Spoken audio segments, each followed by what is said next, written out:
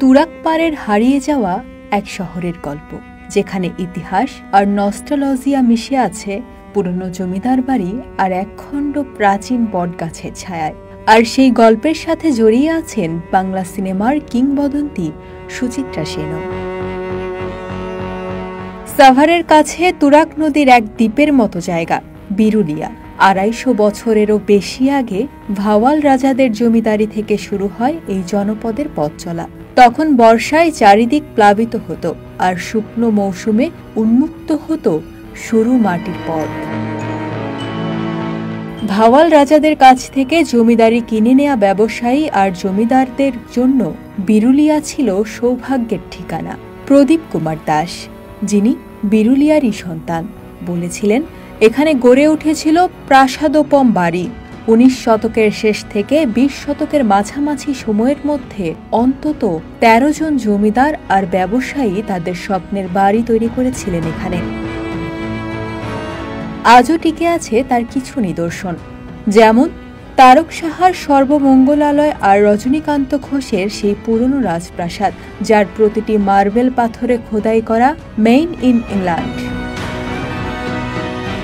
বিশাল এক বটগাছ আছে বিরুলিয়ায়, যার বয়স প্রায় ২০০ বছর।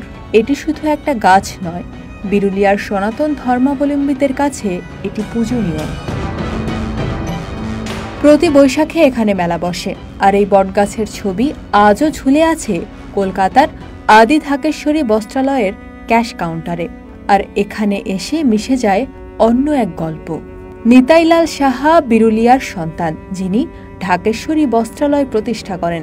এই দোকানের শাড়িতে মোহিত হয়েছিলেন সুচিত্রা সেন, রেখা, শর্মিলা ঠাকুর, এমনকি মাধুরী দীক্ষিত।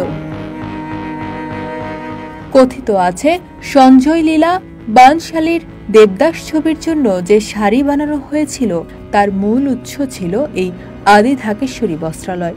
দেশভাগের পর নিতাইলাল সাহা সবকিছু ছেড়ে কলকাতায় পাড়ি জমালেও নিয়ে গিয়েছিলেন শুধু বটগাছটির একটি বাধাই করা ছবি। আজও সেই ছবির সামনে বসে চলে তার বংশধরদের পূজা অর্চনা। এক অবিনশ্বর সম্পর্ক, বিরুলিয়ার সাথে তাদের হৃদয়ের বন্ধন।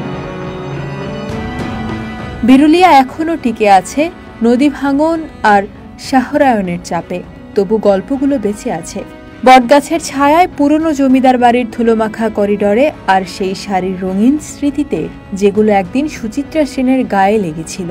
আজকের উপস্থাপনায় আমরা ফিরে দেখলাম হারিয়ে যাওয়া এক নগরীর গল্প, তুরাগ পাড়ের এক নীরব ইতিহাসের খণ্ডচিত্র।